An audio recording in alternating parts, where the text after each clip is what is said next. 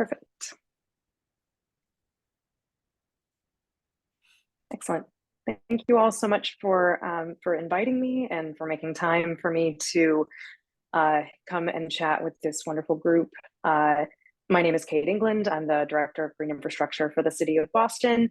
And I am really excited to be here because I love talking about green infrastructure whenever I can, but also because it's a lot of fun for me to be able to hear about what's going on in communities other than Boston. My work obviously is very Boston focused at the moment, and I am missing my kind of statewide projects at this moment in time. So thank you again for having me, and we are going to jump right in.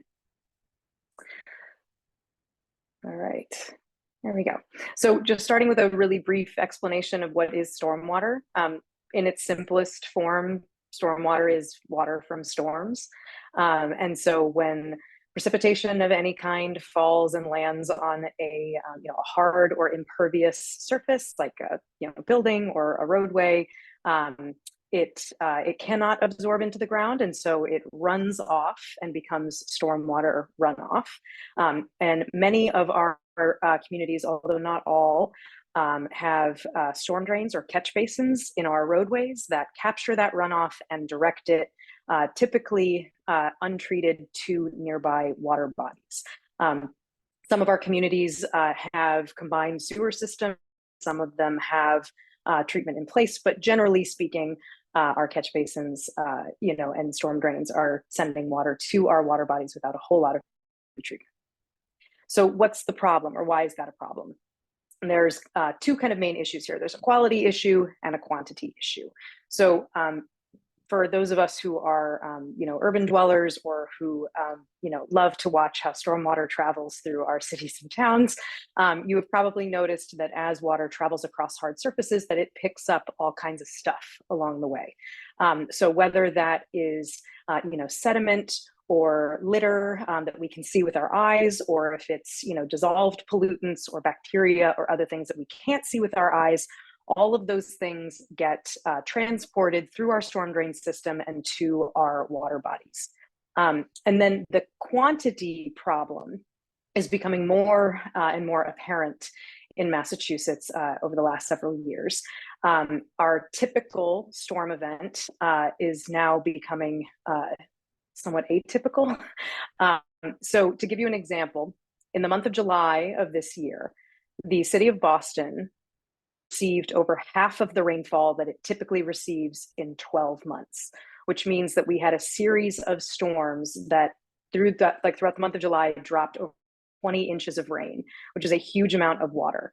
And the kind of larger problem there is that a lot of the storms dropped an inch or 2 inches of rain in an hour or two, which is much, much more water than our storm drain systems are sized to manage. So the average storm drain system is sized to manage about 5 inches of rain over 24 hours. So to receive about an hour or an inch of rain in an hour is significant, and our systems are just not sized to manage that kind of water. And the image that you're seeing on the screen right now, this is taken from the Climate Ready Boston stormwater inundation layer. This gives you just a little bit of a preview of what the 10-year, 24-hour storm is going to do to Boston in terms of flooding. So the teal color that you're seeing on the screen are locations that, based on this model, we expect to see flooding with the 10-year, 24-hour storm, which isn't actually that large of a storm event. I mean, it's obviously not something we're getting every day, but we are currently receiving 10-year storm events, yearly or every couple of years. So maybe we should be calling them the 1 or 2 year storm event at this point. But just to give you an idea, this kind of covers our whole city. Everyone is affected. It is not just coastal communities. So thankfully, we have green infrastructure. So I'm going to talk a little bit about green infrastructure, sometimes referred to as nature-based solutions, although nature-based solutions tends to cover a broader kind of toolbox of kind of green vegetated climate adaptation tools. But I'm going to focus very specifically on green infrastructure, and we'll talk through other things like tree planting and things like that that maybe would not necessarily be considered green infrastructure, but are definitely a nature-based solution. All right, so what is green infrastructure? Green infrastructure uses soil and plants and other natural materials to manage water, whether it's allowing water to absorb back into the ground or whether it's removing pollutants from stormwater. Green infrastructure tends to be talked about as a stormwater management approach. And so we've got a couple of renderings on the screen right now. The one on the left is a rain garden, and many of you have probably seen these, and many of your communities probably have these already. They are kind of shallow, depressed areas where water can collect and slowly absorb back into the ground. And then the image on the right is a bioswale, or ROW is right-of-way bioswale, so a bioswale that's in your roadway. And these are very similar to rain gardens, except they're generally linear, and they tend to be installed in our roadways, so next to sidewalks or next to streets. So I mentioned that green infrastructure kind of historically was talked about or used to manage stormwater, but there's obviously so much more that green infrastructure does. It is not just a water management approach. It has all these wonderful co-benefits. I'm not going to read them all because I assume that I'll be sharing this presentation with all of you. But for example, green infrastructure can help to reduce your urban heat island effect and increase your tree canopy. It can help create safer areas for pedestrians and cyclists by creating protected bike lanes, like you're seeing in the image below, or I guess at the right. They also help to increase biodiversity in our cities. They, when installed next to or on buildings, like green roofs, for example, can help to improve energy or reduce energy usage. And they also are really wonderful for addressing a series of environmental justice issues that I'm sure many of our communities are dealing with in this moment. Access to nature, food security issues, air quality concerns, water quality concerns, things that I think many in this group are probably pretty tuned into, but just, as you can see, there are so many different things that green infrastructure can do. And so I want to show a couple of examples of green infrastructure, types of green infrastructure. So on this slide, you're seeing a mix of rain gardens and bioswales. So you can see that a lot of these are used, or a lot of these examples are in urban areas, but obviously they can also be installed, in more rural communities where they are designed and styled to look more natural. And oftentimes, especially at schools and other types of outdoor spaces, they can be used for education and a variety of other wonderful things. So rain gardens and bioswales are pretty great. We also have green roofs and living walls. Green roofs are, I think most people at this point have probably heard about green roofs, and they're kind of gaining in popularity as over time the materials to install a green roof are getting lighter. So historically, an issue was that the materials used to build green roofs were quite heavy. And so there were limitations on the age of buildings and the types of buildings that you could build green roofs on, especially in cities. But now there are a lot of really wonderful lightweight materials, and they're also getting less expensive. So materials are becoming cheaper, but more specifically, we have lots and lots of installers now. And so, even 10 years ago when I, was kind of earlier on in my career, it was very difficult to find companies that did green roof installation. And now there are many, many more available. And then we also have living walls, which are becoming more common. And living walls can be installed both inside buildings and outside. They have air quality benefits. When they're outside, they can help manage stormwater. They add insulation to buildings. So lots of really cool things that living walls can do. Stormwater planters. So these are, smaller features that are either raised or sometimes they're set down into the ground. They tend to be fit into small spaces, but they can manage water from downspouts from homes, downspouts on buildings. They can be very artistic. They can be used for seeding. So lots of really wonderful uses for stormwater planters. We have tree pits and tree trenches. If you have been to Boston or any city that is in the New England area, you may have walked over a stormwater tree pit or tree trench and not realized it. A lot of cities are starting to install our street trees in stormwater tree pits and trenches because they provide additional access to water when the trees are in their early years. The city of Boston struggles. We have a very high juvenile tree mortality rate. And one of the reasons for that is that our juvenile trees, which is trees from the year 1 to year 5, are not getting a lot of access to water. And so planting your trees in stormwater features gives trees a whole lot of access to water in their early years, which allows them to establish healthy root systems. It also allows them to put on caliper inches pretty quickly, which means that small trees, with very small trunks, can grow, trunk size quite quickly, which means that they create more shade faster than trees planted in a standard tree pit. And then we also have porous paving materials, which are becoming much, much more common as we have a better idea now about the different mixes that you can use. And I say mixes because porous concretes, porous asphalts, and porous like resin-bound stone and flexi pave or like permeable rubber paving, we have spent the last couple of decades kind of working on the recipe for these different materials. And they are much stronger now and much more effective now than they were, even just a few years ago. So porous paving materials are becoming much more common.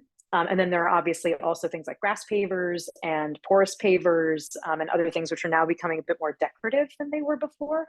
And so you're seeing other types of porous paving materials used in parks and schools and in public plaza spaces because they're pretty and they look cool, which is really great.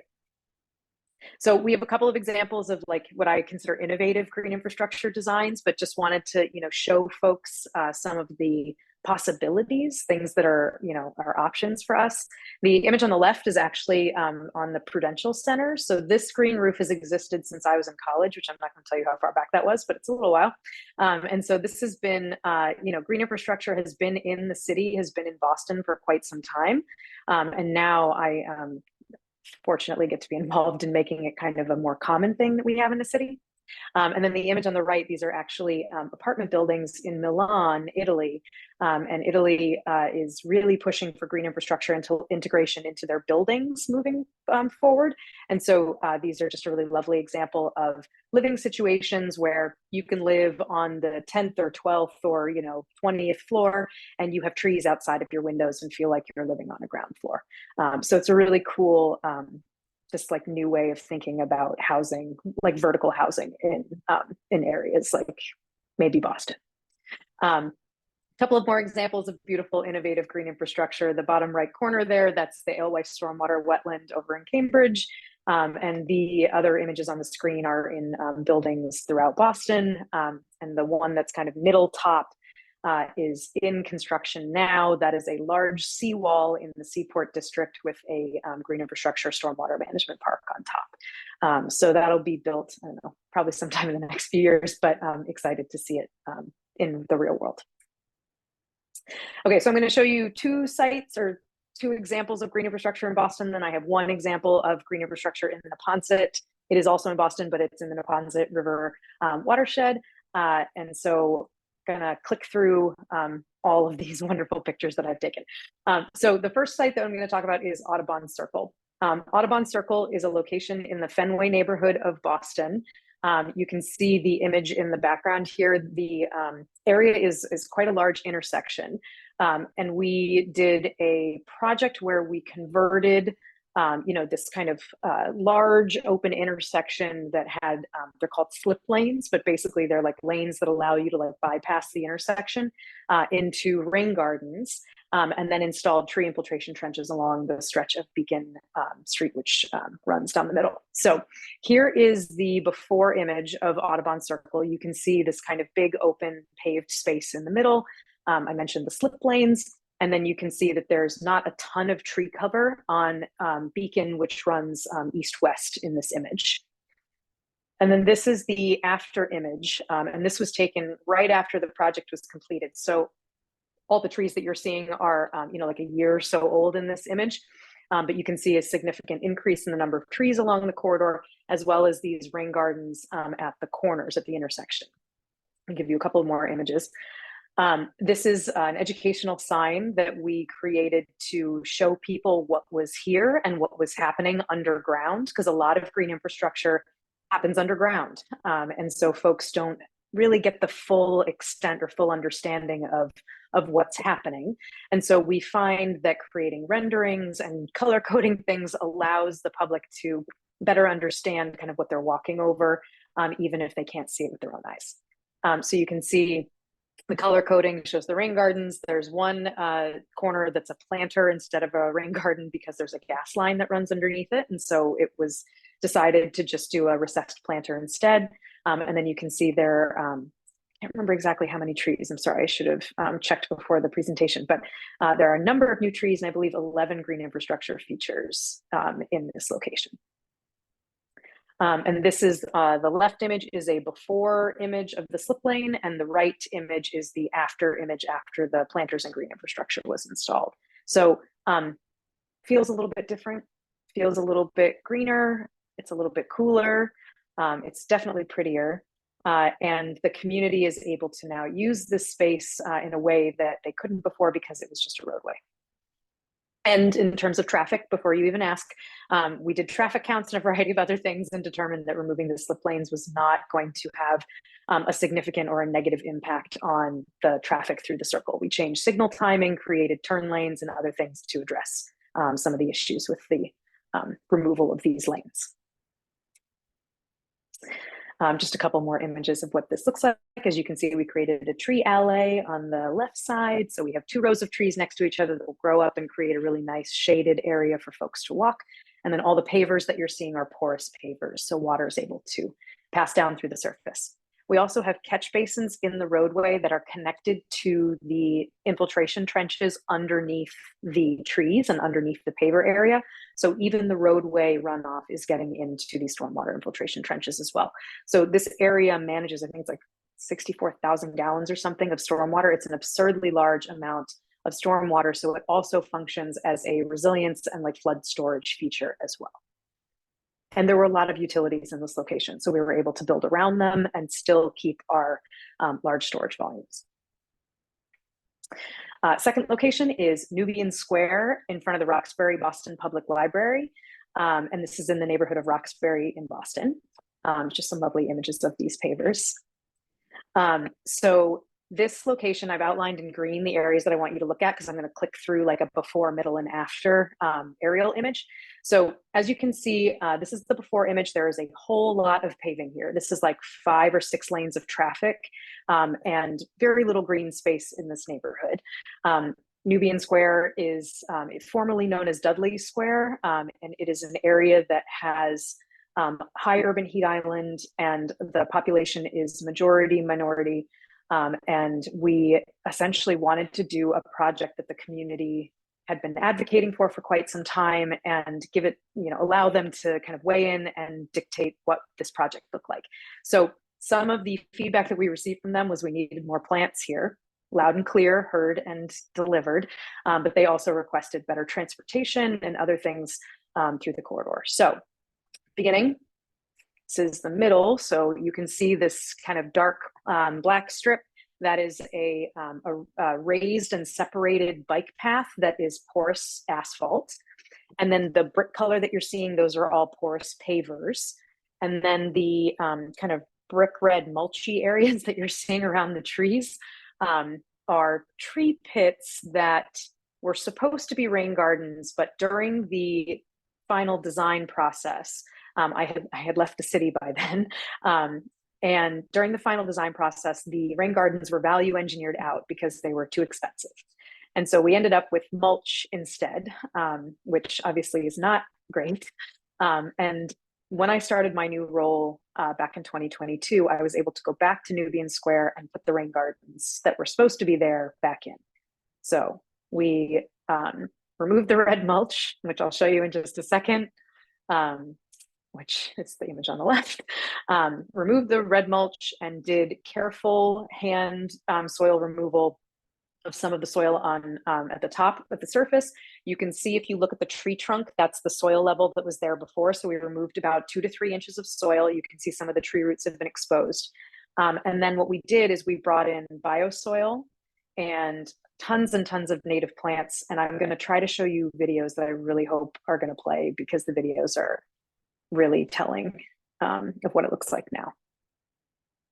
Great. So this was right after the planting. I'm walking obviously down the bike lane right now, but you can see we planted a variety of native plants that were quite small when they went in. And then I think I'm about to show you the porous asphalt. So you can see the void space between the larger grain sizes for the asphalt. And then this video was taken about 2 months later.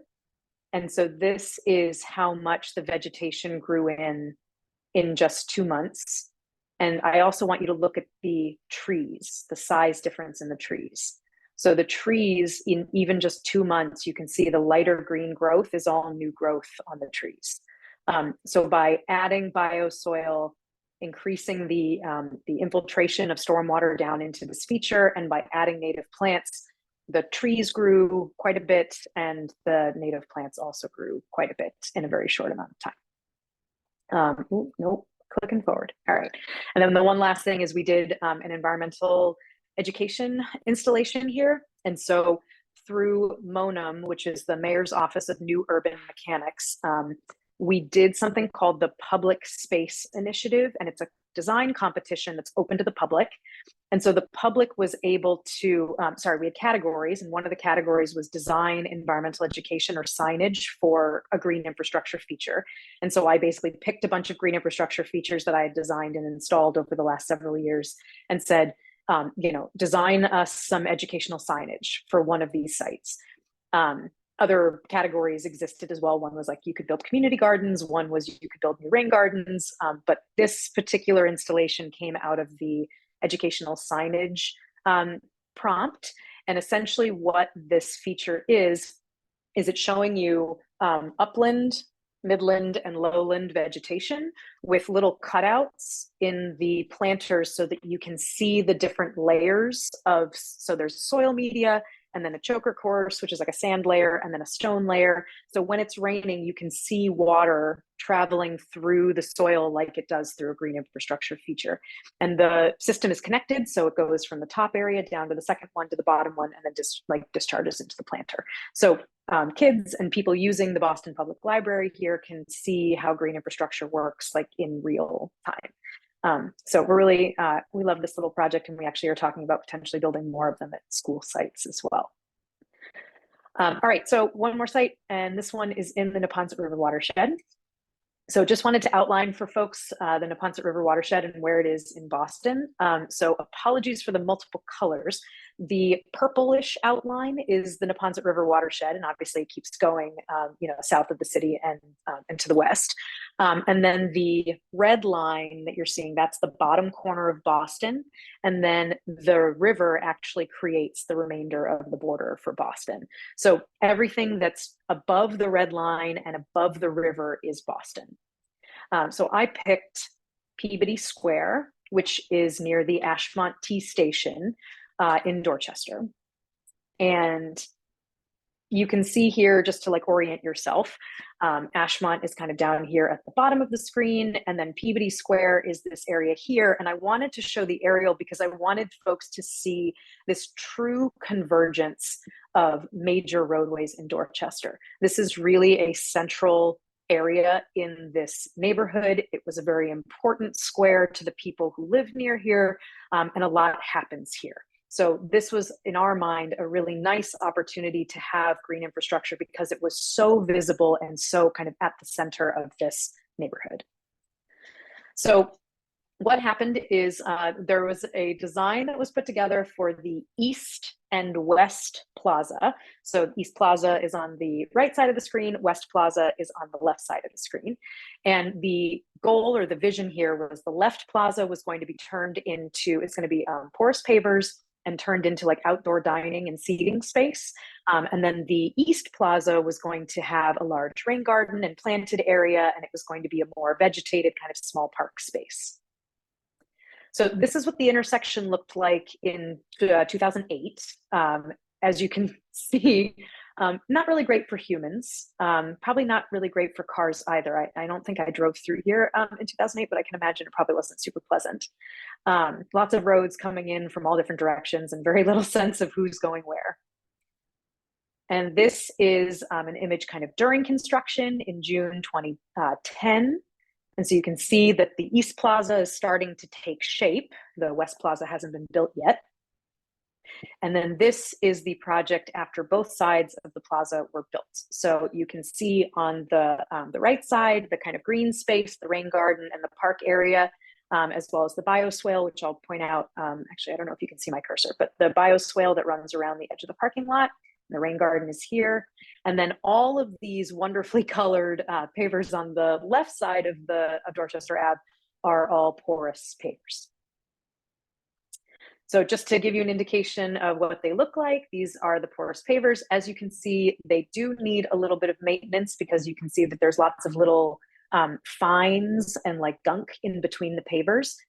I will say though, to my knowledge, these pavers have never been maintained. And as you saw, they've been in since 2010 or 12, and they still drain. So even though they have actually never received the maintenance that they're supposed to, although we're currently procuring a contract now to make sure they get regular maintenance moving forward, the area does still drain miraculously. So really, really pleased with the performance of our porous paving materials, even without getting the full maintenance they should be getting. Very impressed, and definitely maintain your porous paving. Do not take my anecdotal story to be excuses not to maintain them. And then this is the bioswale that goes around the parking lot. The images, the next couple of slides, we had our PowerCore Boston participants do some replanting with me this past October. And so you'll see a variety of images of folks who are going through our PowerCore program, which is a City of Boston Earn and Learn program where individuals from the Boston neighborhoods are essentially brought into this program. It's a 6-month program, and they earn a 40-hour a week salary, or I guess it's hourly technically, but they earn a full-time job's worth salary. And then they, throughout the 6 months that we have them, are learning a variety of skills in the green jobs industry. So love working with PowerCore. They are some of my best workers. And a lot of them have expressed interest in going into this field as a result of doing events like this, which also is pretty great in my mind.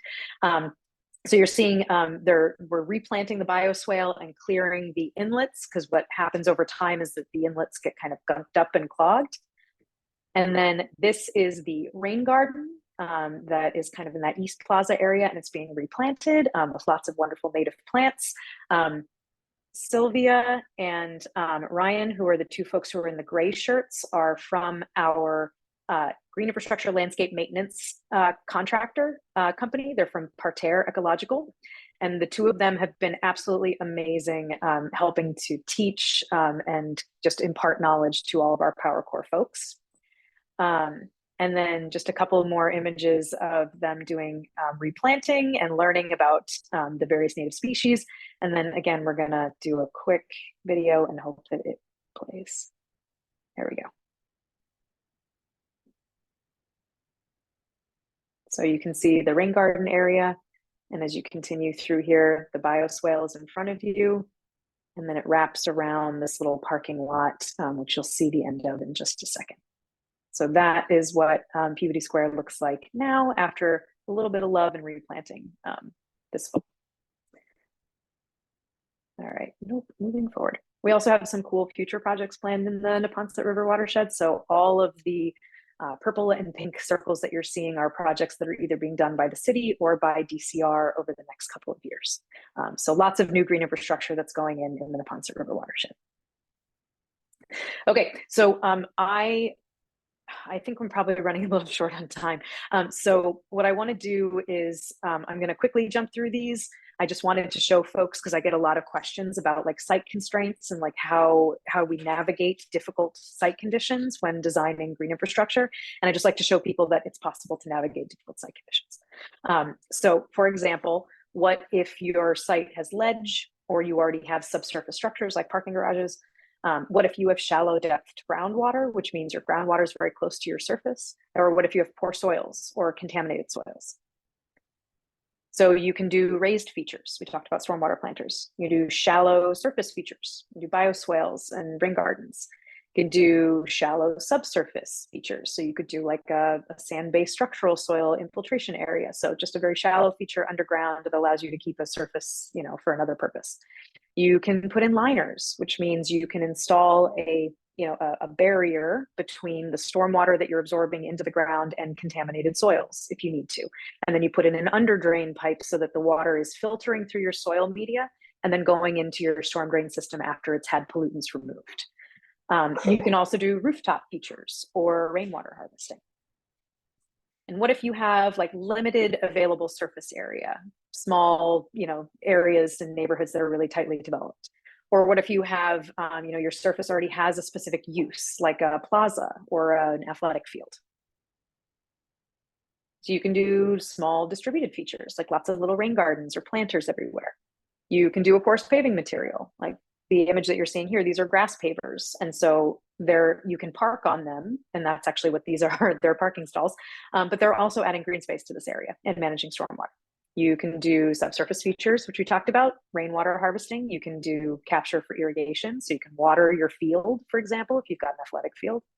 And you can also do rooftop features as well. So an extensive green roof is a green roof that covers most of your roof, whereas an intensive green roof is a smaller green roof that's got really deep soil volumes. You can put like trees and stuff in it. So think of green roofs as like intensive. They're really intense. They got lots of soil. And then extensive covers the extent of your roof. And what if you've got shade or limited sunlight? Well, you can use shade-loving plants, of course. Dogwood trees and witch hazels and ferns all love shade, and you can use them in your cities and in your smaller towns. Porous paving materials are great if for some reason vegetation isn't really an option for you. Fun fact, porous paving materials actually cool down faster than standard paving materials. And that's because they have voids in them. That's how the water passes through. And so the voids also allow air to pass through, which cools them down faster at night. So it helps to reduce your urban heat island effect, which is not just your temperature during the day, but also how long your materials will not heat, after the sun goes down. And then again, you can use rooftop features and rainwater harvesting. You can use gray water systems and other things where you use the water inside buildings. This is the last one. And then what if you have an existing building like a parking garage, or if you've got an older building or a structure that makes it hard to do a green roof or something? You can do tray systems. Green infrastructure and green roofs can now be really adaptable. And we've got these cool tray systems. We also have a lot of really great lightweight materials. And then you can also do rainwater harvesting. You could do cisterns and storage tanks and other things that allow you to have water leach back into the ground slowly over time, or you can reuse it in your building. Okay, so apologies, the last bit went a little bit longer than I had intended, but I get really excited when I talk about green infrastructure. So I will pause there for questions and discussion. And then I've got a slide at the end that has my contact information and stuff like that, which I'm happy to put up if people want that up during questions. Kate, thank you so much. Those were some great examples. Having spent a lot of time in Audubon Circle in my high school and college years, like I can't get over how different it looks. So we do have some questions already in the chat that I will go through. And if anybody else has a question and you want to unmute, just use the raise hand feature at the bottom of your screen, and we will call on you. Just a quick point of order, Carrie. Shall I go ahead and stop the recording? Oh, yes, please.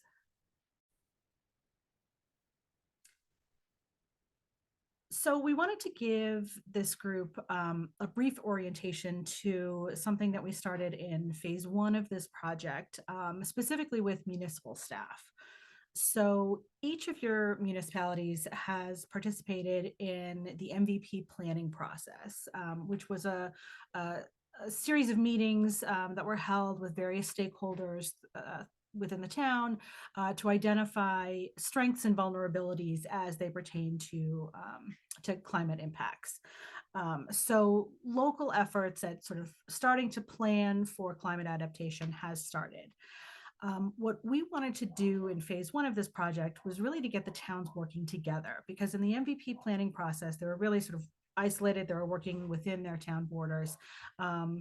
And climate change doesn't respect those borders. So, so every town in the Neponset region is essentially going to be and is already experiencing the same climate impacts. So we wanted to facilitate some conversation among the city and town officials, because they don't have anybody designated or nor the resources to hire anybody to be that person, to be the person whose job it is to talk across municipal lines. So we got them together for a series of meetings over the course of a year. And what they did was they looked at all of the different climate adaptation priorities that each individual town had prioritized, and sort of prioritized the group of them. And we came up with sort of a framework for regional collaboration for climate adaptation. That framework is going to serve as sort of a model for, or sort of the basis for a formal collaborative, a formal working relationship among the towns. And again, the reason we wanted to do this was we want to be looking at regional projects. We want to find projects that are feasible, that are not cost prohibitive. No town can really do any of this on their own.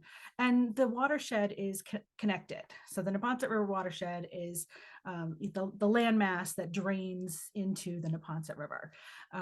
So things that are happening upstream, are going to affect the communities downstream. So by cooperating and talking to each other, the hope is that these projects will work together and be implemented in a more efficient and effective way.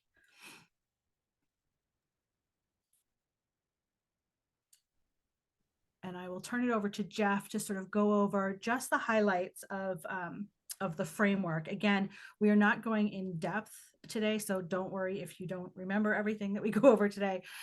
We will be going over it in more depth at the next meeting, and we'll follow up in our post-meeting email. Great, thank you, Carrie.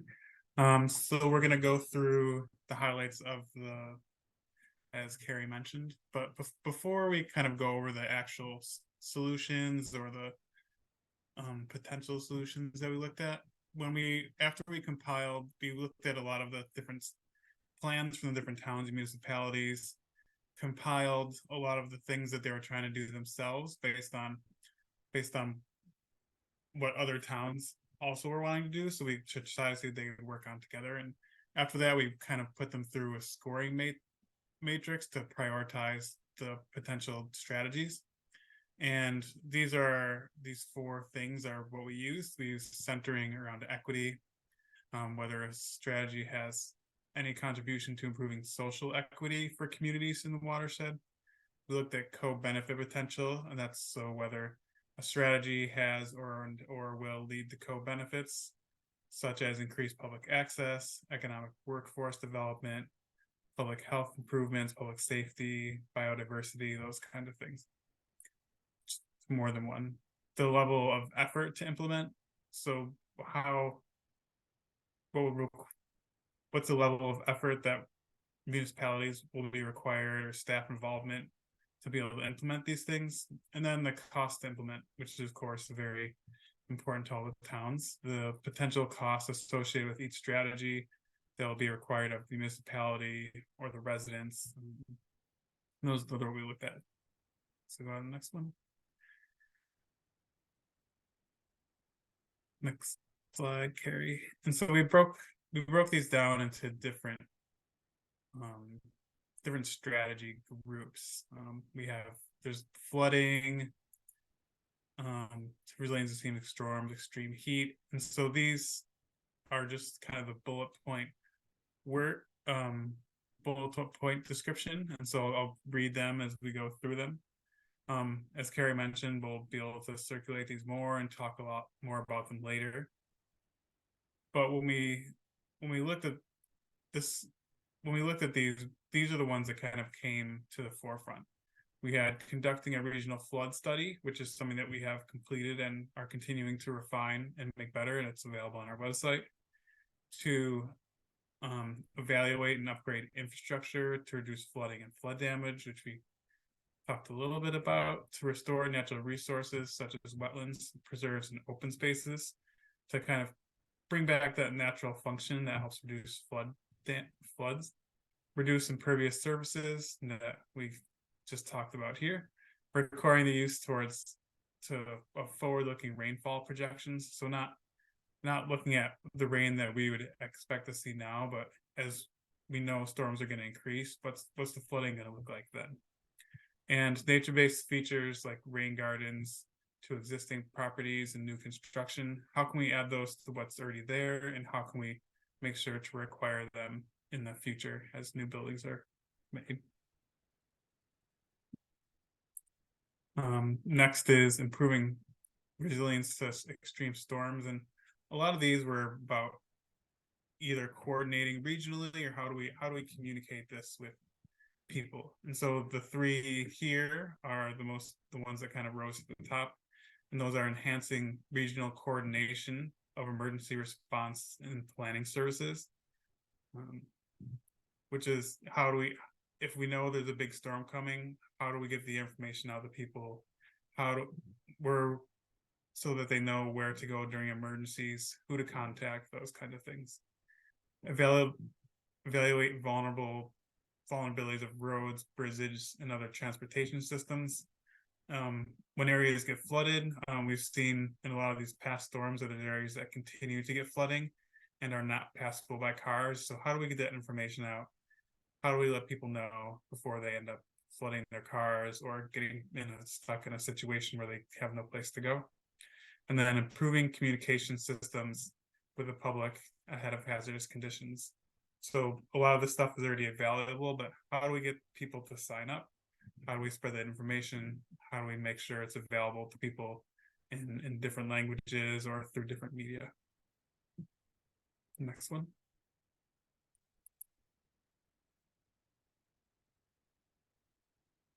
Improving resilience to extreme heat. This is one of the climate effects that people feel the most. It's like one of the most visceral ones, and really has a great effect on people's health. And so the big ones here are to ensure adequate cooling in public buildings. Where can people go when their homes may be too hot and they don't have the resources to cool them down? Develop dedicated programming and clear messaging for public cooling centers. A lot of people don't know where they are or how to get to them, and so making sure that people know. Identify opportunities to expand networks to free access, outdoor and indoor cooling locations, create pocket parks and neighborhoods to enhance local cooling. How do we cover up the impervious areas, or areas that will get hot in the sun and people can go to have shade? And related, provide spray parks in neighborhood currently in hotspots. So providing neighborhoods places to cool down, water features that they can use to help keep cool during extreme heat. Next slide. And then improving resilience to drought and wildfire. These are things that we don't often think about here in New England, but they're becoming more common.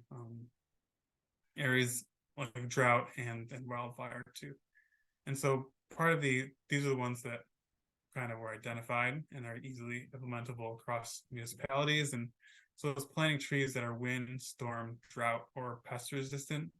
These are all things that we're seeing more of, and how do we make sure that our tree species and other plants can handle what's coming. Enhancing water conservation programming, including seasonal outdoor water use, which is limiting, how do we get people to limit watering their lawns or watering their gardens, those kinds of things. And then develop a regional brush fire mitigation plan, which is something, again, we haven't really had to worry about that much. But how can we create a plan like this, and can towns work together to provide mutual aid during situations like this? And then the last one is to protect open space and enhance water protection of groundwater. So how do we keep the places for groundwater infiltration safe, and how can we make sure we protect more of that open space? Next slide.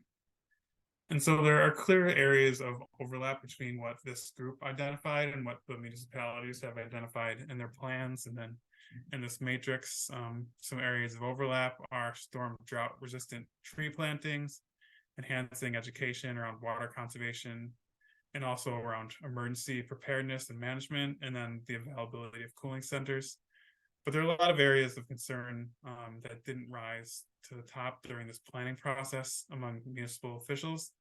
And those are things like managing energy costs or insurance coverage needs if you're not in a flood area but close to one, and supporting those who don't necessarily have control over property.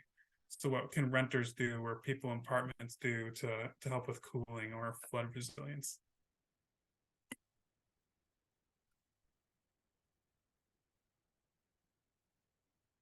You want to raise your hand and kind of have any questions or thoughts about how we can, or things we can educate on, or like how we can help the town, help identify things for the towns to also include in this plan as we move forward.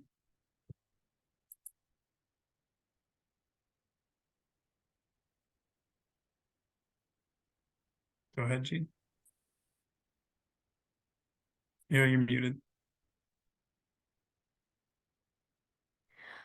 How you- many of the towns in our region maybe already have some kind of a stormwater fee based on impervious surface or something related to that?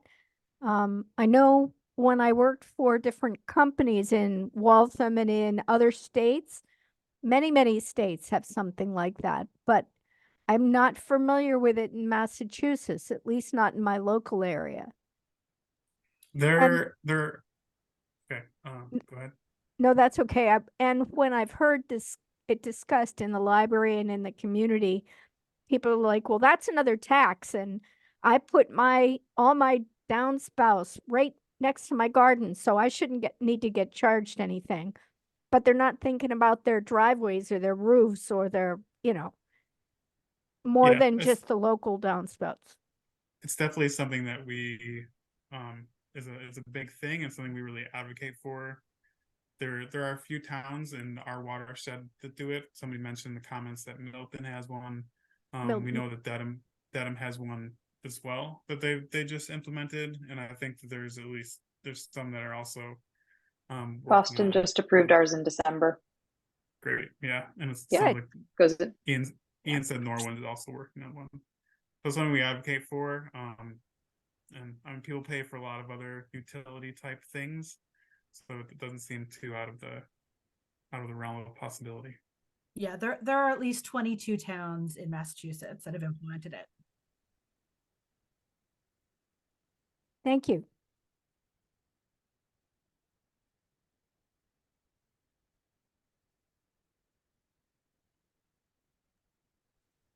We will definitely be sending around the framework for you to review before the next meeting. I know we're up on time, and I want to make sure that we are valuing your time. So if others have questions about the framework that you would like us to answer before the next meeting, please let us know. And we will do that. So in closing, like I said, we're going to send all of this information out to you before the end of the week, so that it's fresh in your mind, and you can respond to some questions and ask some questions of your own. We'll include a copy of slides and the video recording of the presentations, along with both the framework and the priorities identified by this advisory group in meeting number 1. We'll poll you all to find a date for meeting number 3 in May or so. And that meeting, as we said, will include a more detailed discussion about the framework, and hopefully some more discussion about resilience building opportunities that you have identified an interest in and that you would like to elevate among your municipal officials. So with that, Again, I want to be respectful of your time. So thank you so much for coming tonight. We really appreciate it. Thank you again to Kate for spending the evening with us. Any questions for any of the speakers tonight, please send them our way, and we will be in touch soon.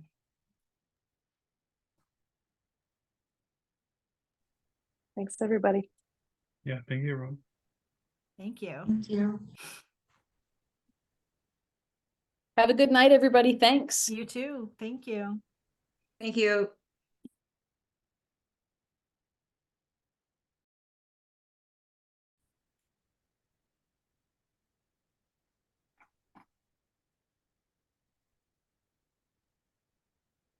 Harry, I was trying to save the chat, but I wasn't able to copy it too.